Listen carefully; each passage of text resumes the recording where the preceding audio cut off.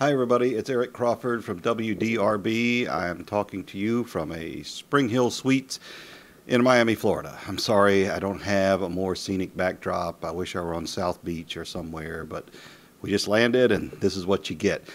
I wanted to talk a little bit because it's been a big day back in Louisville, obviously.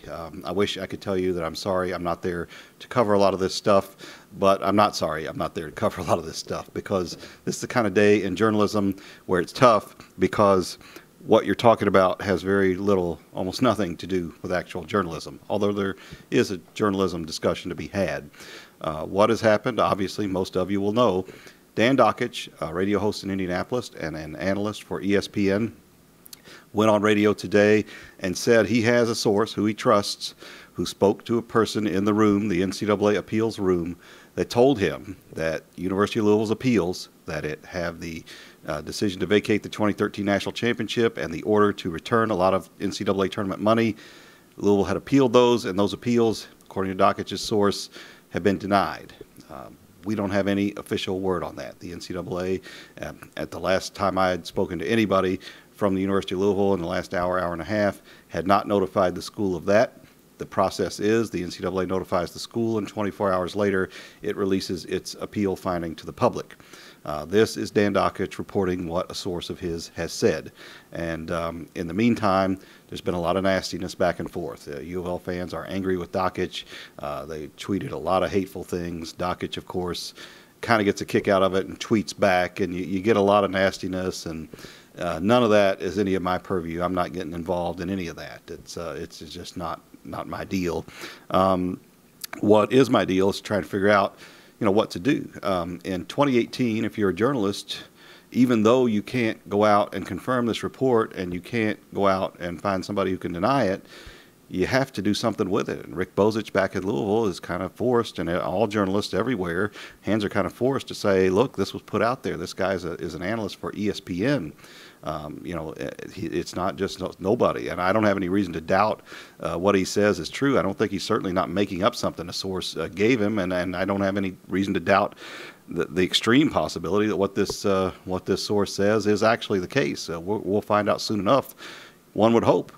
But we don't know, and it's a tough thing because you're just basing it all on the reporting of one person, and who doesn't have multiple sources, who doesn't have to go through the kind of journalistic steps that you would generally have to go through if you work at a reputable television station or a reputable newspaper to get a story like this out into the public. So it's a difficult thing all around. What I can tell you, I have a few thoughts. I'm not going to talk about what this means for U of L because we don't know yet.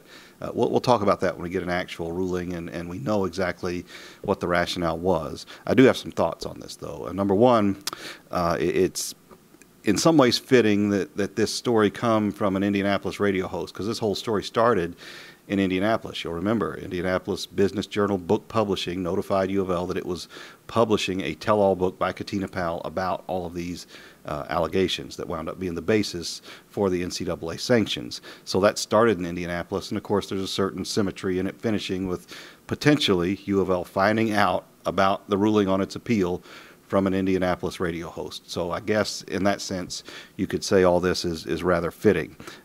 Another thought is that if Louisville finds out about its NCAA appeal, if this is how Louisville finds out and this information turns out to be accurate, that's not a good thing for the NCAA. We live in a culture of leaks, but you don't want that kind of leak getting out, and that's improper. It's essentially, basically, finding out what a jury is ruling before they come out and deliver their verdict, if you're a lawyer. So you just don't want it. You don't see it with Court of Appeals. You don't see this kind of thing leaking out. If this is leaked out, and that's the only way it could leak out accurately, then it's just a bad thing for the NCAA. And of course, U of L in its statement says it's mere speculation, and that in itself gives the NCAA an out, in that it's just a host speculating based on what he was told.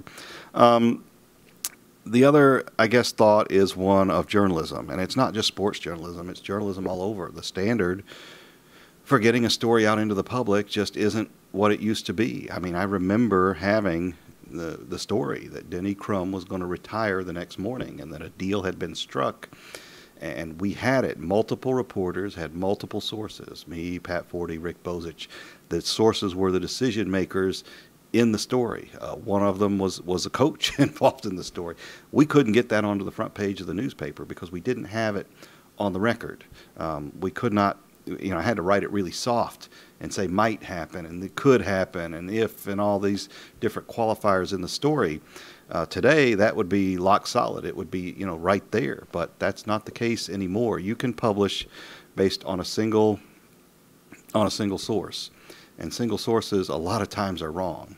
And we don't just see it in sports, we see it in politics. And that all of that undermines your trust in the media. And you could come up with 1,000 examples so that now everybody has, they just watch who they agree with. And it doesn't matter what the truth is. And we're losing our versions of the truth. So it's a tough time. And it's a tough time right now to be a journalist because it seems like what most want to do in the field is make a splash, do something outrageous. We're seeing more of this from the newspaper these days with some language we see in online stories and things like that. And it's a plea. Notice us. Pay attention to us. Even if you don't like it, even if you're complaining about us, notice us because somehow that makes you relevant. And at the point at which that becomes the standard, a lot of us who don't agree with it and don't want to practice it and try not to practice it will probably just find something else because it's just not how we want to do business. So it's tough, and it's tough. And this was an ugly day, and not at all the way something like this. This is a very serious set of allegations that have serious ramifications for a university beyond just athletics, and it deserves more than the back and forth troll treatment that it got. But that's where we are. It's 2018, and I don't know if we go back the other way some way or not. But those are some thoughts I have on it. We will talk a lot more about this topic. I still expect before the end of the week we may have an actual decision from the NCAA, and then we can talk about what it means to the university and how it moves forward. In the meantime, they're still going to play ball games. They're still going to have an athletic director search. They're still going to, have everything that they always have. We'll continue to cover everything they always have, beginning with a ball game at Miami tonight. I will check back in on Facebook after the Louisville Cardinals face the Miami Hurricanes to talk about that game. Thanks a lot for watching. Thanks for listening to my rant here. Hope it made some sense. Eric Crawford from Miami, signing off.